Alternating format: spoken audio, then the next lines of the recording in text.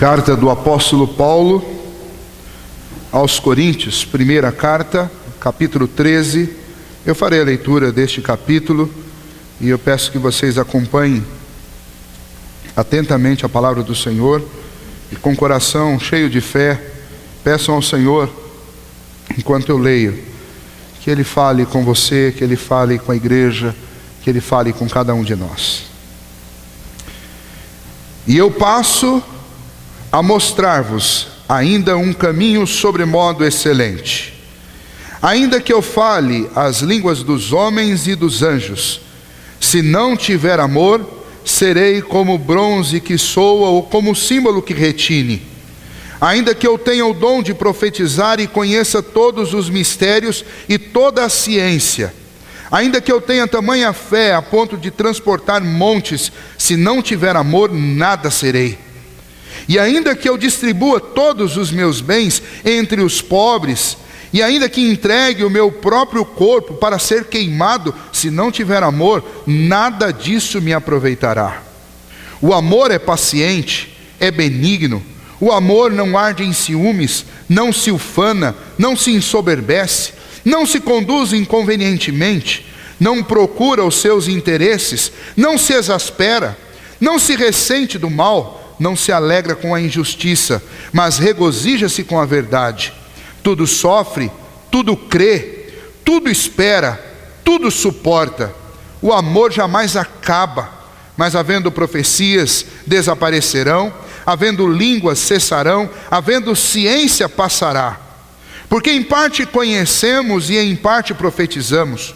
Quando, porém, vier o que é perfeito, então o que é em parte será aniquilado. Quando eu era menino, falava como menino, sentia como menino, pensava como menino. Quando cheguei a ser homem, desisti das coisas próprias de menino, porque agora vemos como em espelho, obscuramente. Então veremos face a face. Agora conheço em parte, então conhecerei como também sou conhecido. Agora, pois, permanecem a fé, a esperança e o amor. Esses três. Porém, o maior destes é o amor. Vamos orar. Senhor nosso Deus, nós te agradecemos, porque o Senhor tem nos tratado com amor. E é com amor, ó Deus, que o Senhor revelou a nós a tua vontade pela tua palavra. E agora, Deus, nós cremos também que é pelo amor que o teu Santo Espírito traduz essas palavras, iluminando-as em nosso coração. E a nossa oração neste momento é que o Senhor nos faça compreender a importância dela na nossa vida, como indivíduos, como famílias, como igreja. Que o Senhor nos ajude, ó Deus, a sermos fiéis e obedientes à tua palavra, em nome de Jesus. Amém. Alguns artistas tentaram entender o que Paulo estava dizendo neste texto. Uma banda muito conhecida nossa escreveu uma canção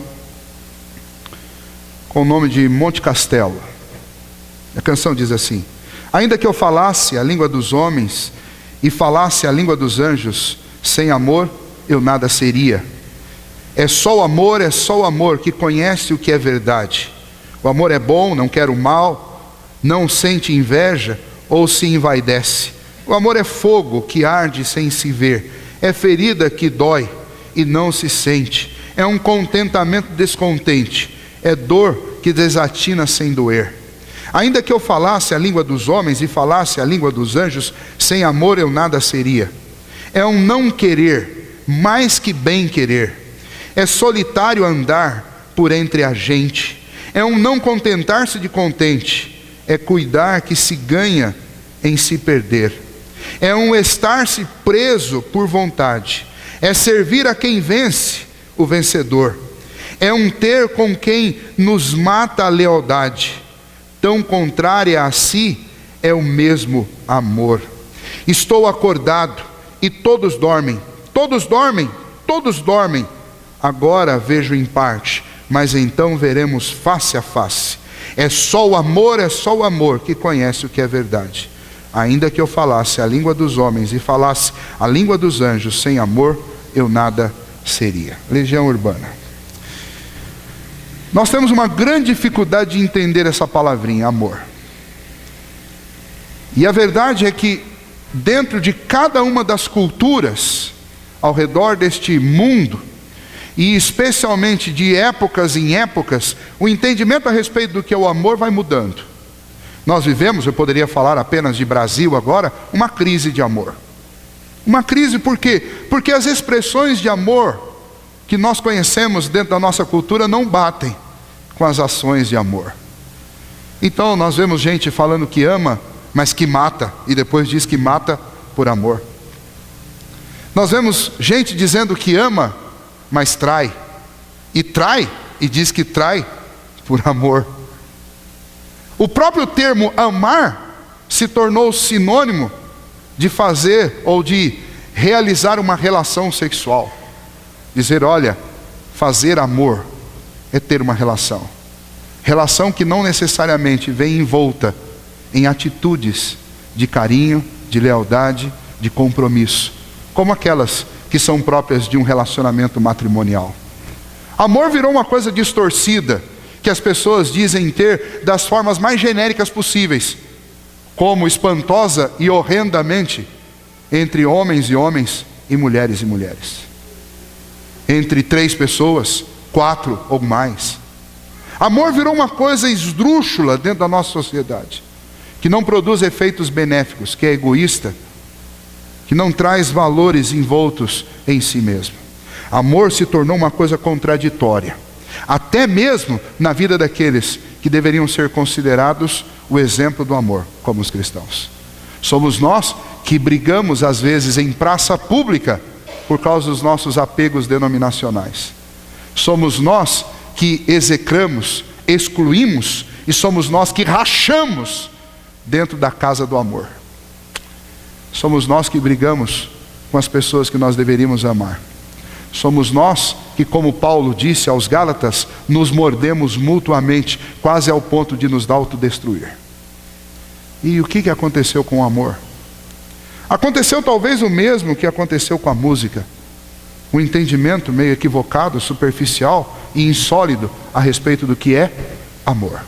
A própria interpretação e utilidade do texto de 1 Coríntios capítulo 13 é, na maioria das vezes, uma forma errada de usar o texto.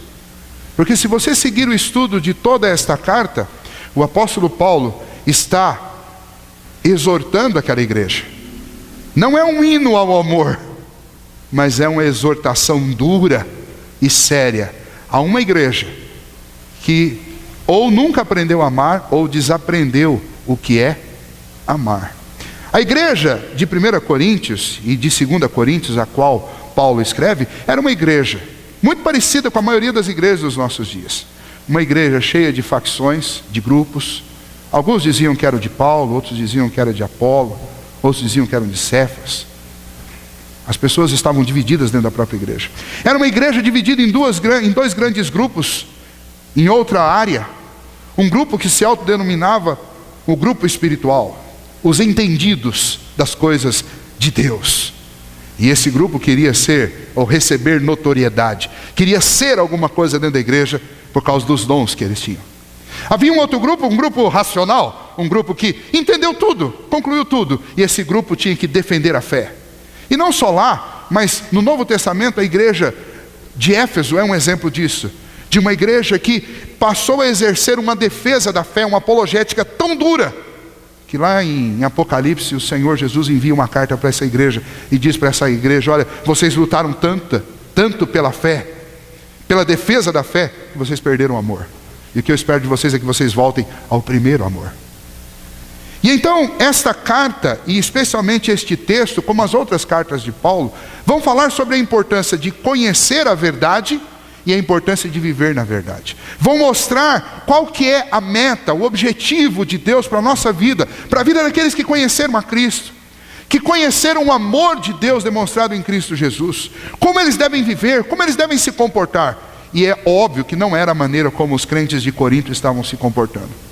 E é óbvio também que não é a maneira como nós estamos nos comportando hoje. Portanto, o assunto desse capítulo é amor. Ninguém duvida disso. E o tema deste capítulo para nós é: o amor é a meta prioritária estabelecida por Deus para a vida dos cristãos. O amor é a meta prioritária estabelecida por Deus para a vida dos cristãos. Vejamos isso em alguns pontos olhando para esse texto. Bom, falar sobre 1 Coríntios 13 parece algo muito fácil. E de fato, se nós seguirmos a fluência daquilo que vem acontecendo no contexto ao redor, é fácil. Duro é encarar as verdades que Paulo tem para nós. Paulo está tratando daquela igreja. Ele está falando no capítulo 2 sobre a unidade orgânica da igreja, não a unidade institucional. Ele não está falando sobre as sociedades internas da igreja de Corinto, do funcionamento dela. Ele não está falando sobre o sistema de governo da igreja, sobre o funcionamento dele. Paulo está falando de alguma coisa mais profunda que isso. Aliás, quando nós nos ocupamos estritamente com essas questões da institucionalização da igreja, nós perdemos aquilo que deveria ser a maior de todas as realidades da igreja, que é a ligação orgânica, a ligação natural, a vida em comum. Aquelas ligações que são muito mais profundas do que os sistemas hierárquicos que nós criamos dentro da igreja. Aquela ligação que é a ligação de irmão. Aquela ligação que é pelo vínculo que Deus colocou em todos nós, que é o seu Santo Espírito, que habita no coração de todos aqueles que creem. Aquela ligação que é uma ligação como as ligações dos nervos, dos tendões, da carne, dos músculos dentro do nosso corpo. Quase que indivisíveis, inseparáveis, ligados harmonicamente um ao outro. Paulo está falando sobre a unidade orgânica da igreja, está dizendo que a igreja é um corpo vivo, é um órgão vivo. Não dá para você ficar separando uma coisa da outra. Não dá para você ficar dissociando. A dor de um vai ser a dor do corpo inteiro. Não tem alguém mais importante ou menos importante dentro do corpo, mas todos são igualmente importantes dentro do corpo. Não tem grupo fechado, não tem grupo seleto, não tem divisões dentro do corpo. Existem funções diferentes. Então Paulo está falando sobre a unidade orgânica. O problema todo é que aquela igreja não estava vivendo essa unidade. E então Paulo diz, o grande problema pelo qual vocês não estão vivendo esta unidade é porque tem faltado a vocês alguma coisa que é muito mais excelente do que a institucionalização, do que os pequenos grupos, as facções que podem ser criadas dentro da igreja, do que as sociedades internas. Tem algo muito mais importante, muito mais sério, muito mais profundo e muito mais excelente do que isso. E aí Paulo fala, vou passar agora a mostrar para vocês um caminho sobre modo excelente. Vou mostrar alguma outra maneira de se relacionar, que vai resolver todo o problema de unidade orgânica que vocês não têm hoje. E esse caminho está apresentado aqui para nós. O amor é a meta prioritária estabelecida por Deus para os cristãos. Por quê? Primeiramente porque quando agimos sem amor, nada tem valor. Esse é o primeiro ponto de Paulo. Dos versículos 1 a 3, Paulo vai mostrar que quando falta amor na vida da igreja, quando falta amor na vida dos indivíduos da igreja, quando falta amor nos relacionamentos da igreja, nada, absolutamente nada tem valor, tem sentido ou tem qualquer tipo de propósito. Perde-se a razão de ser e de existir do cristão e da própria igreja. E aí ele descreve isso com estas frases: ainda que eu fale a língua dos homens e dos anjos, se não tiver amor, serei como o bronze que soa, ou como o símbolo que retire. Ainda que eu tenha o dom de profetizar e conheça todos os mistérios e toda a ciência, ainda que eu tenha tamanha fé ao ponto de transportar montes, se não tiver amor, nada serei. E ainda que eu distribua todos os meus bens entre os pobres, e ainda que eu entregue o meu próprio corpo para ser queimado, se não tiver amor, nada disso me aproveitará. O amor é o alvo de tudo que nós fazemos, e o amor é também o princípio através do qual nós damos a partida para tudo que nós fazemos. É o começo, é o meio e é o fim. Se a intenção primeira não for amor, se a intenção que faz a manutenção não for o amor, e se a intenção final não for o amor, nada do que nós fazemos, nem enquanto indivíduos, nem enquanto igreja, tem valor algum. Seja profecia, sejam milagres, sejam sacrifícios, seja qual for o seu trabalho, a sua atividade em relação à igreja, não tem valor se a grande força motivadora do que você está fazendo não for o amor, se o grande objetivo não for mostrar amor. Paulo está dizendo isso. Nossas ações, um dia elas vão ser julgadas por Deus, seguindo um padrão. E sabe qual é o padrão aí? O padrão é esse? O padrão é se elas de fato revelam amor. Porque sem amor você pode trabalhar, e pode suar a camisa feito um louco dentro da própria rotina da igreja. Isso não tem valor algum. Nós vivemos numa época em que nós estamos tão sufocados com as nossas agendas, que às vezes nós perdemos a motivação de fazer a obra de Deus por amor àqueles que vão ser alcançados, por amor à palavra de Deus, por amor ao próprio Senhor, e fazemos por uma questão de obrigação institucional. E isso não tem valor algum para os outros, isso não tem valor algum para nós, e isso não tem valor algum para Deus. E é isso que Paulo está dizendo. Vocês podem se arrebentar de trabalhar, se não tiver amor, nada disso tem valor algum. O amor é melhor do que os dons espetaculares, aos quais a própria igreja de Corinto estava deslumbrada. Estava deslumbrada com o dom de línguas, estava deslumbrada com o dom de profetizar, estava deslumbrada com gente que fazia milagres. E aí Paulo vai dizer assim, olha, melhor do que os dons de língua, melhor do que as profecias, melhor do que os milagres, é o amor. Não se iludam. E se você fizer qualquer uma dessas coisas sem amor, elas não têm valor algum. Deixa eu falar disso um pouquinho mais detalhadamente. Veja só, ele diz, ainda que eu falasse a língua dos homens e dos anjos. Não é uma hipérbole o que Paulo está falando quando ele fala de língua dos anjos. Não é isso que ele está fazendo. Não está fazendo um exagero para mostrar o tamanho da importância. Ele está mexendo com aquilo que era a grande sedução dos crentes lá em Corinto. Eles tinham uma verdadeira obsessão por essas questões, especialmente por este dom, que era o dom de línguas. No caso, especialmente deste aqui, citado por Paulo na carta de 1 Coríntios, ele é o termo usado na língua grega para o que Paulo está fazendo referência aqui, é glossai. Então, a ideia é que eram de fato idiomas que a princípio o próprio Senhor dava dons àqueles homens para que eles falassem, sem que tivessem todo aquele exercício que a gente tem que ter para aprender um idioma novo. Mas Deus miraculosamente operava isso neles. Mas eles também se dedicavam a isso e ao aprendizado.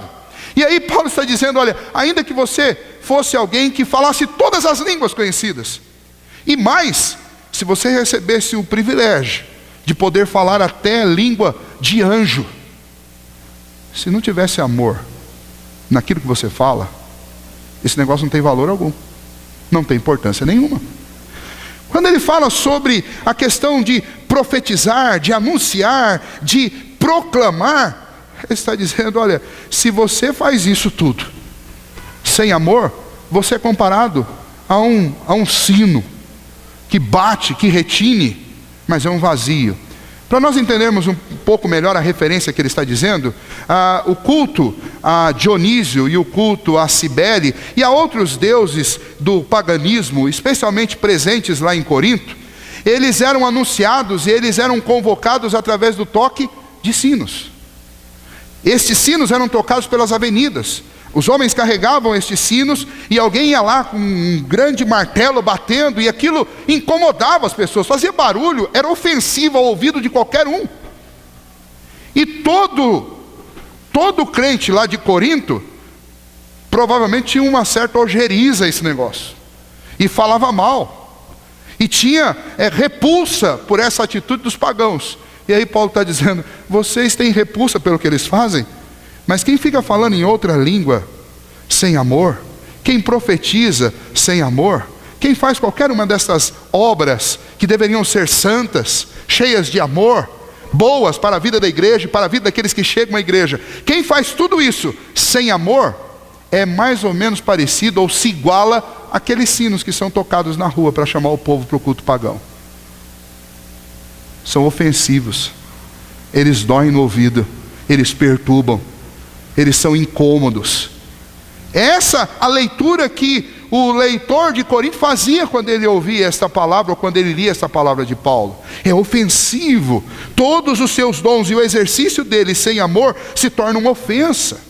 Línguas, profecias, conhecimento, fé, sacrifício, tudo isso é muito bom, se for movido por amor. Mas se for simplesmente movido pelo desejo de aparecer, desejo de ser notado, se for pelo desejo de ser recompensado, se for simplesmente para fazer alguma coisa de forma mecânica, para cumprir um rito, Paulo está dizendo, nada disso tem valor algum. Irmãos, eu queria chamar a atenção de vocês para o quanto isso é um problema real nosso hoje. Porque tanto os que dão ênfase aos dons espetaculares, quanto aos que dão ênfase para a defesa da fé, lutam simplesmente por estes meios, mas não lutam pelo amor. Lutam para ser notado pela sua espiritualidade, ou lutam para serem notados pela sua intelectualidade, lutam para ser notados por sua apologética, ou lutam para ser notados pelo seu entendimento espiritual, mas não lutam pelo amor. E o resultado disso é essa frieza que nós experimentamos na vida da grande maioria das igrejas. Frieza nos relacionamentos, sem unidade orgânica. Nós parecemos, sabe aqueles granulados? Ou melhor dizendo, sabe aquelas almofadas que nós temos em casa, que são cheias de um isopor que é uma bolinha redondinha assim? Você até usa algum tipo de almofada assim, mas ela é ruim. Ela não é como aquela almofada de lã, que é toda entrelaçada, que você não sente aquelas bolinhas fugindo de você. Às vezes a igreja parece esse ajuntamento de um monte de bolinha de isopor, onde parece que está todo mundo junto, mas na realidade está todo mundo separado e desligado.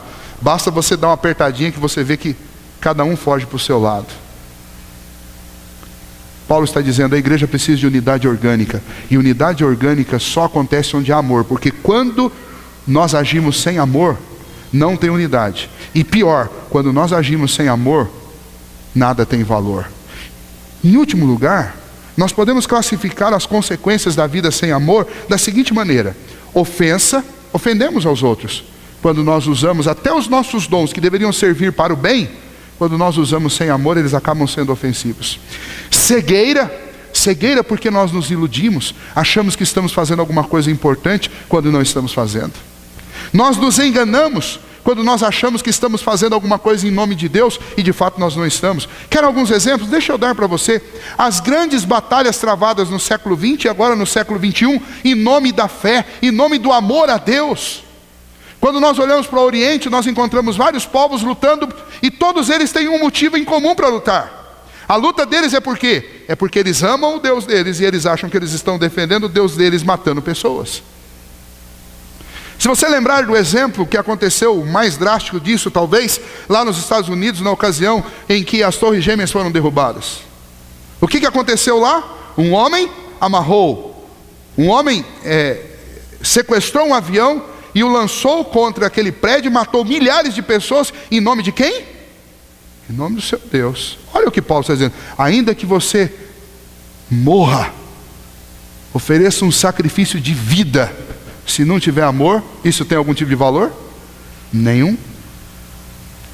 Por deuses falsos, ou pelo Deus verdadeiro, não importa por quem você faça, não há valor algum, quando a gente faz não por amor. Então Paulo está dizendo, quando falta amor, nós somos ofensivos, nós somos cegos, nós vivemos enganados e a nossa vida passa a ser um desperdício. É um desperdício de tempo, é um desperdício de trabalho, é um desperdício de esforço, é um desperdício de bens, ainda que você dê todos os seus bens para alguém. Se você não tiver amor, isso não tem valor algum.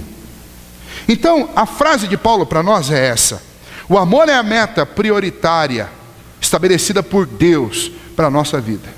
E todas as vezes que nós agimos sem amor, tudo que nós fazemos não tem o mínimo valor e nem agrega valor a nós mesmos e não dá resultado. Simplesmente é um grande vazio. Essa é a primeira parte.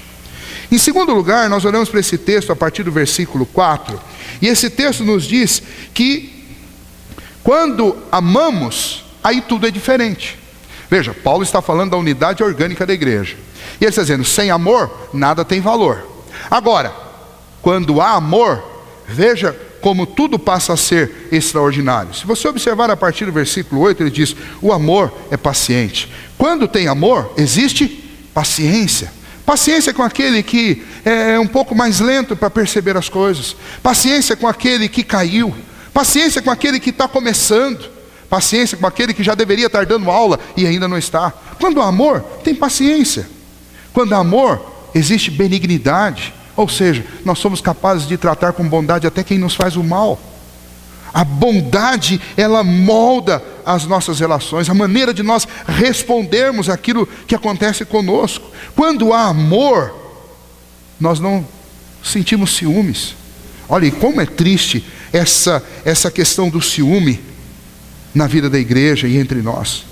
Porque o ciúme é algo terrível. O ciúme é algo que é um desdobramento de você se sentir dono de alguém, de você querer exercer domínio sobre alguém. É o desdobramento também de você desconsiderar outros. Bom, eu posso ter relacionamento com fulano, mas o outro não pode. É diminuição, é acepção. Ou seja, o ciúme é o desdobramento de uma série de sentimentos ruins. Mas quando tem amor, não tem ciúme. Quando tem amor, não tem orgulho, não tem arrogância, não tem gente batendo no peito e dizendo, eu posso, eu consigo e eu faço, porque eu sou bom. Quando tem amor, não. Quando tem amor, existe humildade, não tem soberba. Quando tem amor, não tem gente agindo de forma inconveniente, excedendo os limites, passando por cima. Quando tem amor, tudo é diferente. Por quê? Porque o amor, ele não está só pensando no seu próprio interesse. O amor não olha só, não faz o indivíduo olhar para o seu próprio umbigo, mas o amor faz você considerar não apenas o seu bem, mas o bem de todos. O bem de todo o grupo. O amor, ele tem uma tonalidade de voz amena, ele não grita. O amor, ele se mantém dentro do equilíbrio. O amor não passa da medida. O amor não é melindroso. O amor não é melindroso. Talvez uma das maiores dificuldades que a gente tenha na igreja hoje é exatamente porque a grande maioria de nós somos extremamente melindrosos. Alguém passa pela gente com a cara meio chateada, ou não enxerga a gente porque está correndo também, e a gente fica, olha, fulano não gosta de mim, fulano está com algum problema comigo, e começa aquele monte de desconfiança. O amor não é melindroso. O amor sabe que os outros também têm dificuldade. O amor sabe que os outros também têm as suas lidas diárias. O amor sabe que há tempo para tudo. Quando existe amor na nossa vida, tudo passa a ser diferente. Quando há amor, a gente não fica contente quando o irmão cai, ou quando alguém sofre, quando alguém passa por uma injustiça. O amor não se alegra com injustiça. Muito pelo contrário. O amor se alegra sim com a justiça. O amor se alegra com a verdade. Quando alguém está dizendo a verdade, ainda que a verdade doa, não fica bravo, fica contente, porque o amor se alegra com a verdade. O amor sofre. O amor aguenta firme. O amor não desiste quando está difícil de caminhar com o outro. O amor não desiste quando tudo parece estar complicado demais. O amor não desiste quando alguém não faz aquilo que a gente gosta. O amor não desiste quando as coisas não saem do jeito que nós planejamos. O amor, ele aguenta firme. O amor, ele nunca acaba. E por isso que tudo que é feito com amor é absolutamente diferente e cheio de valor. Porque primeiro não vai parar pela metade do caminho, vai ir até o final, vai ser concluído, vai aguentar firme, vai dar um bom testemunho, vai dar um bom exemplo. Uma outra maneira de olhar para esse texto é considerar para quem os efeitos deste amor para a vida do indivíduo, dos relacionamentos e diante de Deus. Se você observar o início, vai falar sobre aquilo que tem a ver comigo mesmo, a maneira como eu me comporto. Então o amor em relação a mim mesmo me permite ser alguém diferente. O amor em relação aos outros, aplicado aos relacionamentos, o amor permite sermos diferentes. E o amor em relação a Deus nos faz entender um pouco melhor Deus. Então, eu tudo sofro, tudo espero e tudo suporto, por quê? Por causa daquilo que nós acabamos de cantar. Nós sabemos que Deus sabe o que é melhor para nós. Nós sabemos que Deus está no controle. Então até aquilo que é aparentemente alguma coisa que não deveria vir de Deus, como uma tribulação, nós suportamos, nós sofremos, nós esperamos, porque quando nós amamos verdadeiramente, não desconfiamos das intenções de Deus, nós confiamos. Confiamos e sabemos, não, eu vou aguentar firme, sofrimento, dor, luta, tribulação, eu vou esperar, porque o Deus que está fazendo com isso me ama. Ele não vai querer o meu mal e Ele não vai fazer nada de ruim comigo. Eu sofro e a minha vida é diferente. Por quê? Porque eu sei do amor de Deus pela minha vida. O amor tudo sofre, tudo suporta, tudo espera. O amor jamais acaba. Então o que Paulo está dizendo, amor é a meta prioritária da vida do cristão, estabelecida por Deus. Por quê? Porque quando nós agimos com amor, muda a forma de nós nos relacionarmos conosco mesmo, com os outros e com Deus. E acerta isso de tal maneira que a nossa vida passa a ser diferente, diferente no sentido bom da palavra, diferente no sentido de que nós nos tornamos realmente sal e luz deste mundo, no sentido que nós nos tornamos verdadeiramente uma unidade orgânica, não uma instituição cheia de desdobramentos, mas uma unidade orgânica, verdadeiramente o corpo de Cristo. Nós não estamos divididos por facções, por paredes, por ideologias, por frustrações, por memórias, mas nós fazemos parte de um mesmo corpo e agimos com tudo em comum, e vivemos com amor, e vivemos com alegria, e lutamos juntos, e choramos juntos. Por quê? Porque quando há amor é assim. Quando há amor, tudo é diferente.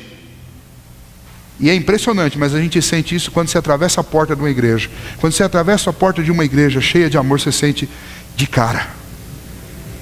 Você sente na maneira como você vê as pessoas, todo mundo tem o prazer de ficar bem juntinho.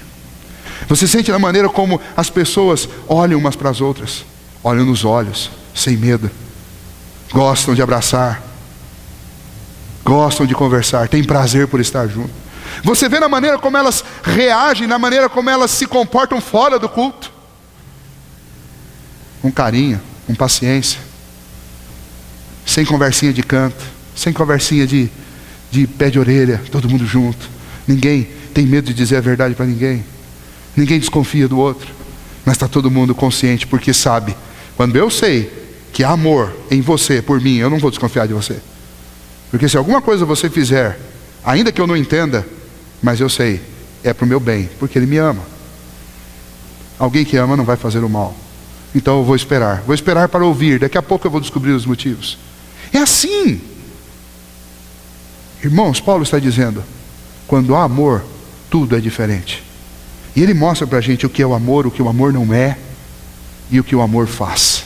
É isso que nós vimos nesse texto. Mas por último, o apóstolo Paulo nos leva a algo ainda muito mais sério e muito mais importante. Ele diz o seguinte para nós: existem muitos dons, mas a grande maioria deles, com exceção apenas de um, são temporários. Apenas um é eterno. Bom, em relação aos dons temporários, por que eles existem? Eles existem porque nós somos imperfeitos. E é isso que Paulo vai dizer a partir do versículo 9. Ele diz, nós somos imperfeitos, vivemos no estado de imperfeição. Começamos a caminhada nossa cristã como crianças, e nós vamos amadurecendo, e o grande sonho, a grande expectativa nossa é que um dia venha a perfeição. Nesse dia em que formos aperfeiçoados, nós seremos como Cristo é. Esta é a grande palavra do Senhor, a grande promessa da palavra do Senhor. Estudamos isso lá em Efésios capítulo 1, estudamos isso em outros textos da palavra de Deus. Mas a palavra de Deus aponta que um dia nós seremos aperfeiçoados, a imagem e semelhança do nosso Criador. Como fomos no início, seremos restaurados, a imagem e semelhança do Criador, perfeitos. Até que esse dia chegue, nós precisamos das profecias, da palavra de Deus, a revelação de Deus para nós. Nós precisamos dos dons, nós precisamos de tudo isso para a nossa caminhada.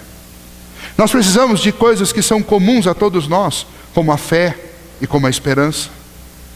Isso tudo faz parte da nossa caminhada até aquele dia. Estes são dons temporários. Mas depois daquele dia, quando nós formos aperfeiçoados, e aí? Do que nós vamos precisar? Paulo diz, nós vamos continuar vivendo o amor, porque o amor jamais acaba. Então a lógica de Paulo é a seguinte: não considere, porque você tem o dom de línguas, que era o caso lá, que você é maior do que o outro que não fala. Porque esse dom é um dom temporário. Um dia ele vai acabar. O dia que vier algo melhor, que vier o que é perfeito, esse dom, que é para ajudar-nos enquanto nós somos imperfeitos, ele vai acabar. E o outro irmão, que de repente nunca falou em línguas, mas ama, ele está sendo exercitado no único dom que vai atravessar do temporal para o eterno. Então não desvalorize o outro porque ele não fala. Aliás, sabe o que você precisa fazer? Não adianta se exercitar em muitos dons se você não se exercita no amor. Não adianta saber tudo de Bíblia se você não tem amor. Não adianta ter uma reputação de alguém muito espiritual se você não amar. Porque tudo que é em parte, ou seja, tudo que foi dado para nos conduzir até o dia do aperfeiçoamento, um dia vai passar. Mas o que vai continuar? O amor. O amor jamais acaba.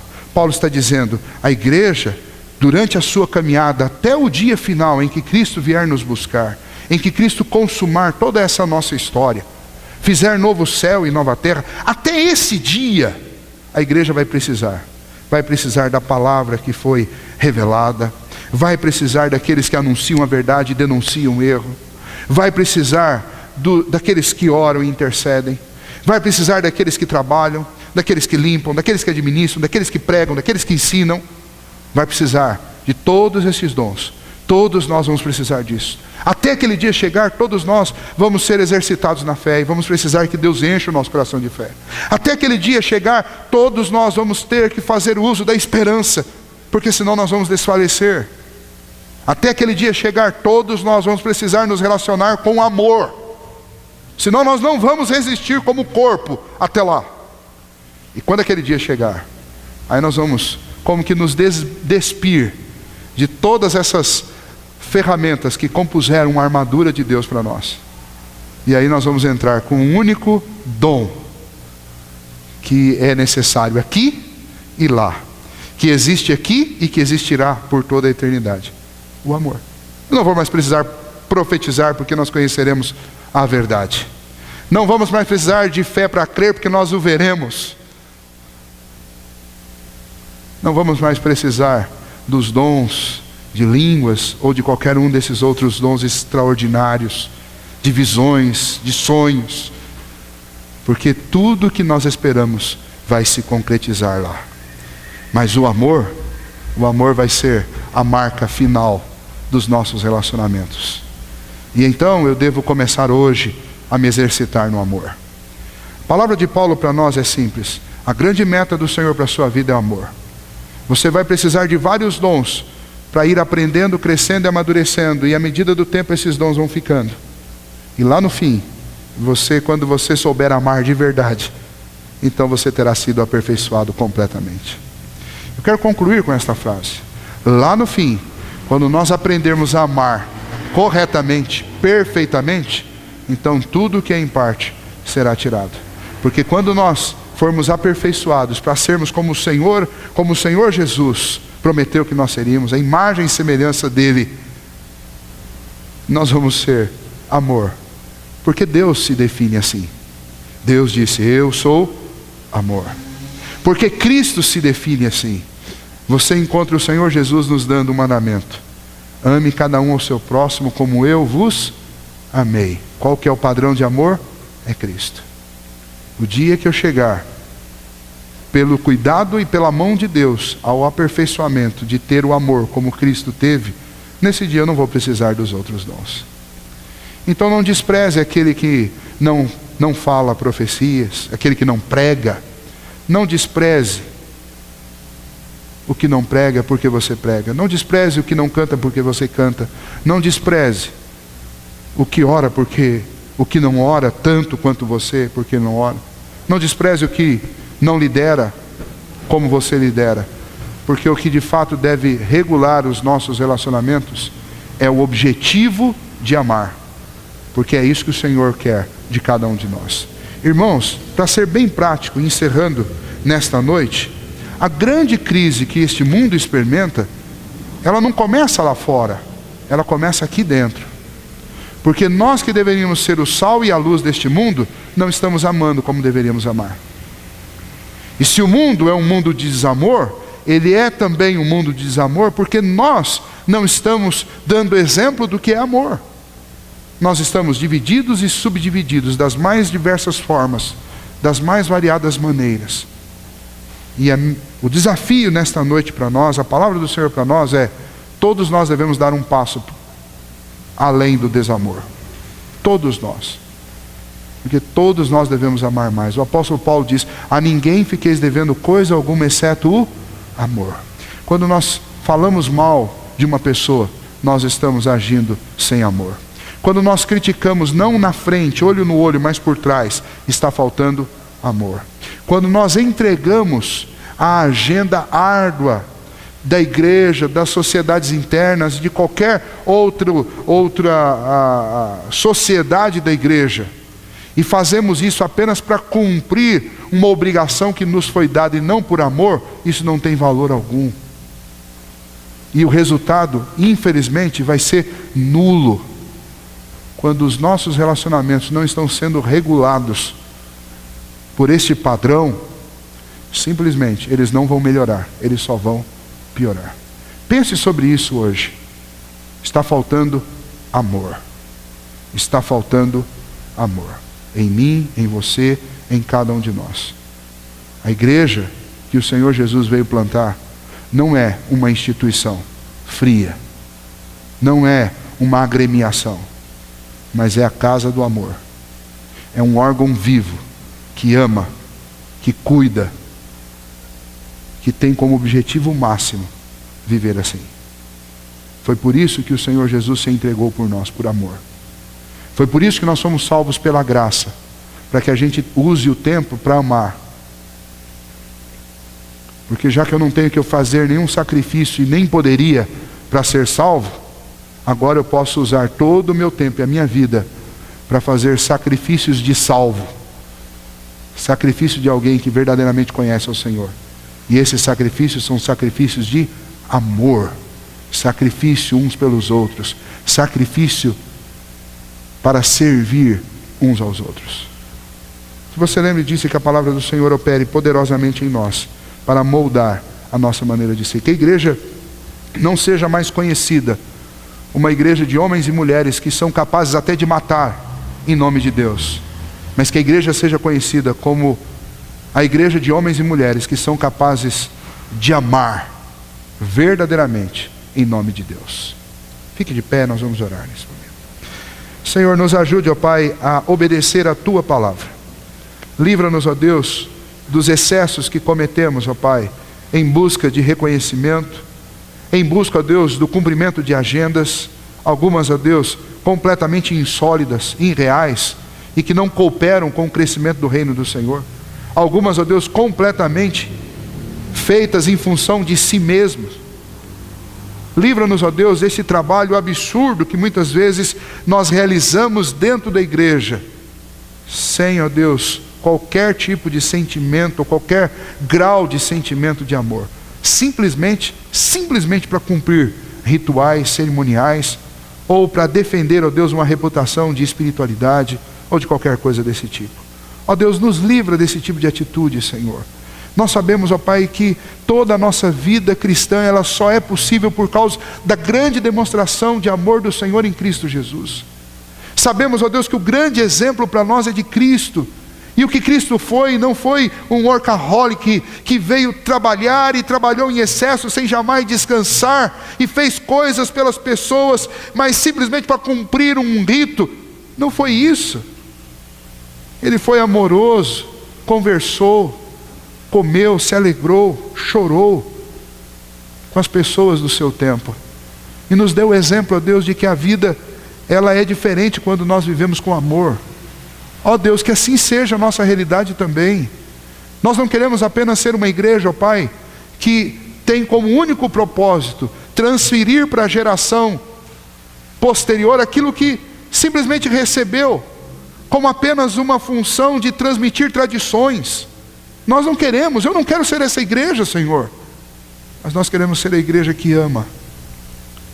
E que, ó Deus, muito mais do que preocupação em transmitir hábitos, tradições, haja no nosso coração a preocupação, ó Deus, de traduzir o amor do Evangelho em ações na vida dos nossos irmãos e na vida daqueles que ainda precisam conhecer o Senhor. Então, ó Deus, ajude-nos a lembrar que sem amor, qualquer trabalho que fizermos não tem o menor valor. Com amor, nossa vida é diferente. E o amor jamais acaba. Por isso, ó Deus, ajude-nos a considerar que não há nada mais valioso e importante do que amar. Entre qualquer outra, ó Deus, escolha que nós tivermos que fazer, que o Senhor nos faça lembrar que tudo mais nesta vida é temporário, mas o amor jamais acaba. Então a grande prioridade nossa não é falar em todas as línguas que pudermos, não é atingir todo o academicismo que conseguirmos, mas é poder fazer qualquer uma destas coisas, ó Deus, sem perder o foco e o objetivo de amar. Que o Senhor nos ajude a lembrar disso, ó Deus. Que se trabalhamos, devemos trabalhar com amor. Se festejamos, festejemos com amor. Se choramos, choramos com amor. Se, ó Deus, nos ajuntamos, que nos ajuntemos com amor. Nós te pedimos isso em nome do teu Filho Jesus. Amém, Senhor.